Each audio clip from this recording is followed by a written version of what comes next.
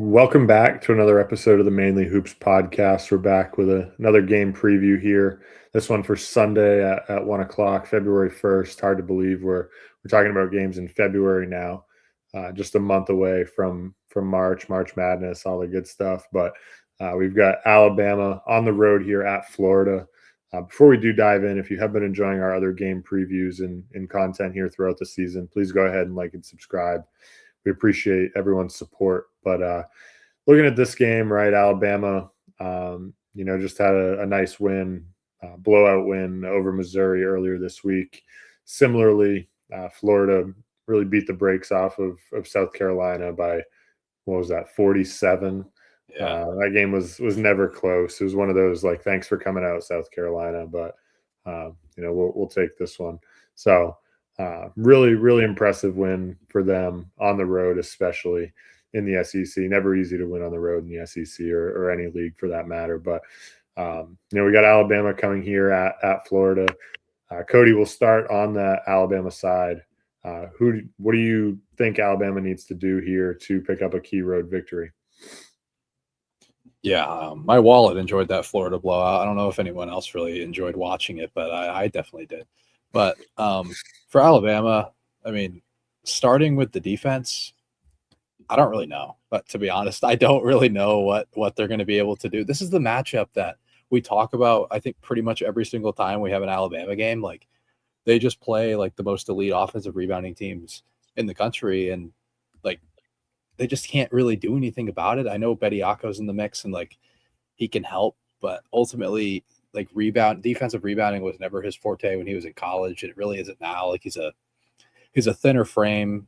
They're going to try to play two bigs again. Like Bama played two bigs against Tennessee, and it still like just didn't really go all that well. It was Bediako with Sherelle, Bediako with Bull Bowen. I know Bull Bowen isn't really a big. Like Williamson was on the floor, and I thought Bediako getting into the mix was going to be kind of the end of Noah Williamson, but we've actually seen him in the lineup the past couple of games. So, but I mean, I had it jotted down like limit the glass, but I just don't really know how it's really going to happen. Like Alabama's played, this will be the seventh team that they've played that's been in the top 25 nationally in offensive rebound rate. Like it's just a matchup nightmare for them, and I think their defensive rebounding number on the whole season is probably like skewed because of that. They have to be a better defensive rebounding team than 301st, in my opinion. But it's just the matchups that they've been getting all year long that, has just made it look a lot worse. And the fact that they don't turn anybody over is a real concern here as well, because that is an area you can get Florida. You force these bigs to make decisions with two guys on the ball. Like Bama doesn't really like to do that. They'll single cover the post more often than not. I do think they will have to send a second guy and, force Florida to move it around and hit a catch and shoot three.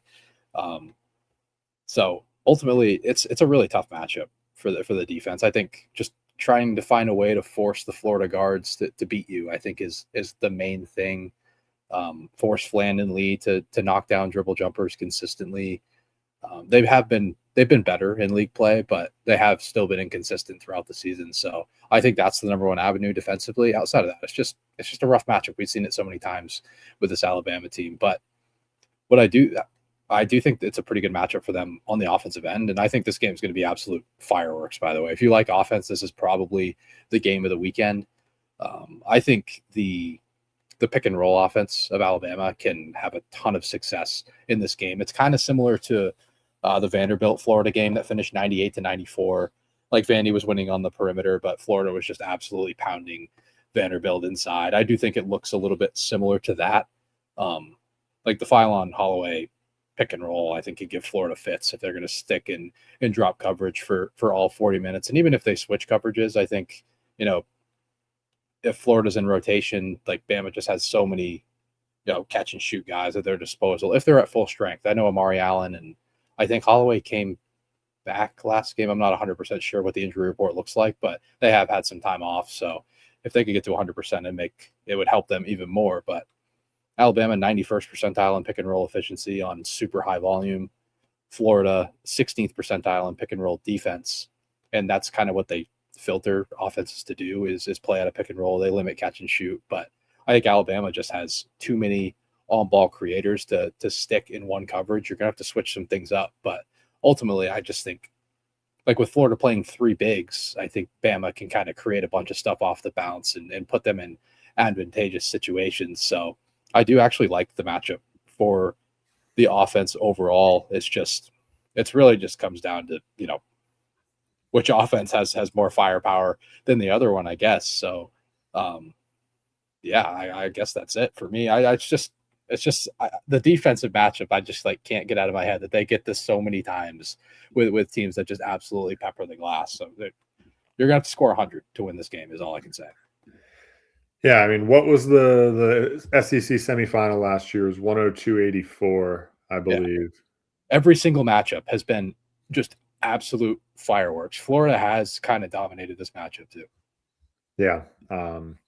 So looking at the Florida side, you've already alluded to it pretty heavily. But for Florida to win this game, I think it's really just dominate the interior, dominate the offensive glass on the offensive end.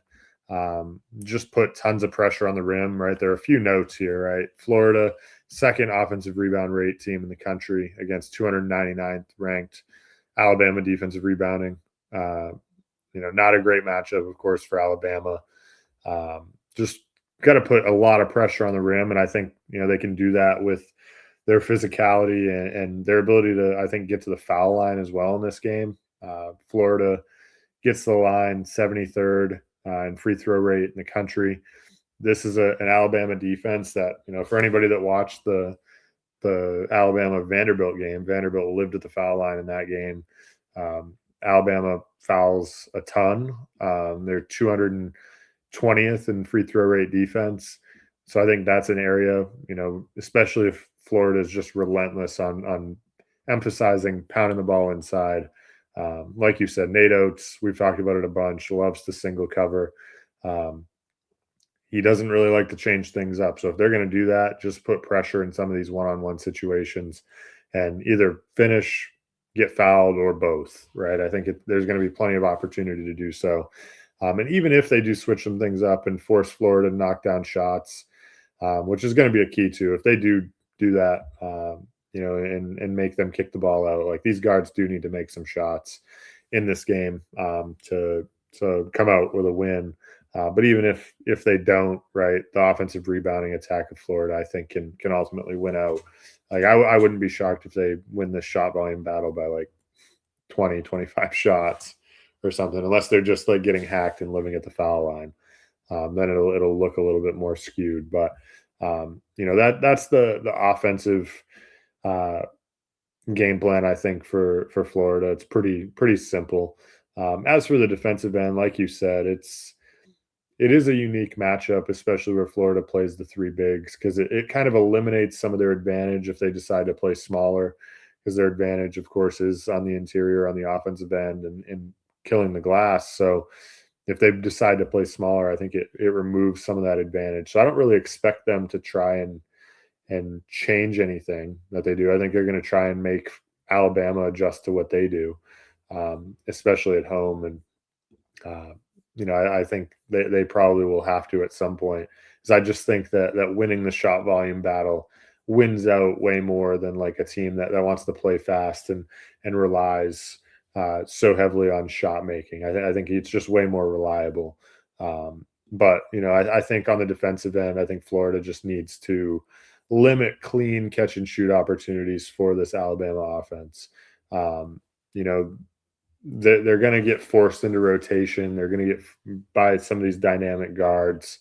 But I think it's just important to run them off the line, right? Try and funnel everything to your backline defense. Try and make them put it on the deck and take pull-up threes, take mid-range jumpers, which they don't take a high volume of. It's a shot that Nate Oates will probably bench them for. But nonetheless, I think it's going to be important, even when they get in rotation, to just still close out and run them off the line, limit those clean catch and shoot opportunities as much as possible. Make them put it on the deck even just once. Their percentages are going to go way down from behind the arc. We've talked about this before with Alabama. Their pull-up three is not nearly as efficient, right, as it is catch and shoot. So I think that's going to be the biggest key on the defensive end. And then just, I think, taking care of the basketball, despite, Alabama not not turning teams over at all. I still think like that's key for their defense because Florida doesn't take care of the ball overly well. The guard play has been an issue. Alabama's a team that likes to run. If they're turning the ball over just carelessly, live ball turnovers, Alabama can get out and run in transition. Where they love to live. They're in the top 10 in tempo for a reason. So trying to limit transition opportunities as much as possible for Alabama is going to be key. But this is a Florida team that wants to play faster as well. But I think there's another level to that with Alabama. So trying to cut that off as much as possible, make things just as difficult, make them put it on the deck, and have to make dribble jumpers. That'll be really key on the defensive end. But going into game picks here, Cody, who do you like to come away with a win here and why? Yeah, I mean, I just have the last 5 matchups pulled up, like ever since like the Todd Golden like Florida teams got really good. Florida scored 100 points 3 times, and I think, yeah, I'll just list them off. Like Alabama in the first matchup in 24 was 98-93. Then Florida's won the last 4 matchups: 105-87, 102-88, 99-94, and 104-82. It's just a really tough matchup, really, for both defenses, honestly. But like you said, I mean, forcing Alabama to win with their dribble jumper game, forcing them to win in the mid-range. Alabama's only taken 46 mid-range jump shots all year. They have made them at a 46% clip, which is super high, but they're just not going to take those. They're gonna wait it out and see if they can get a catch and shoot 3 over the course of 30 seconds. So I do think that's definitely a huge leg up for Florida in this game. But I like Florida to win this game. I think there's a few too many matchup edges for them on the offensive end. And the fact that they've dominated this matchup over the last 5, like in that game that they lost, that first matchup was an overtime game where they were, I believe, a 9-point underdog. So, I mean, definitely nothing to be ashamed of there in that matchup. So, but I definitely like Florida to get the job done here at home. I do have it super high scoring. I think I'm even underselling it. I have Florida winning at 99-94. Yeah, I mean, I have a very high scoring game as well. And like I kind of already said, I like Florida simply because I think that their advantages win out more in a matchup like this. They're going to be able to get on the glass, win the shot volume battle. I just trust them more with their advantages. I think, it's just a real tough thing to overcome when you're going to lose the shot volume battle on the road against a really good team at that. So I took Florida here. I have Florida 98-89.